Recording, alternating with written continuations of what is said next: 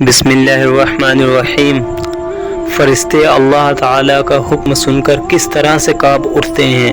हज़रत अबू हुरैरा रज़ियल्लाहु ताला अन्हु रिवायत करते हैं कि रसूलुल्लाह सल्लल्लाहु अलैहि वसल्लम ने इरशाद फरमाया, जब अल्लाह ताला आसमान में कोई हुक्म नाजिल फरमाते हैं तो फरिश्ते अल्लाह ताला के इस हुक्म से रौब व हैबत की वजह से काँप उठते हैं और अपने परों को हिलाने लगते हैं। और फरिश्तों को अल्लाह ताला का इरशाद इस तरह सुनाई देता है जैसे चिकने पत्थर पर जंजीर मारने की आवाज़ होती है। फिर जब इनसे घबराहट का असर दूर हो जाता है तो एक दूसरे से दरियाफ्त करते हैं कि तुम्हारे परवरदिगार ने क्या हुक्म दिया है।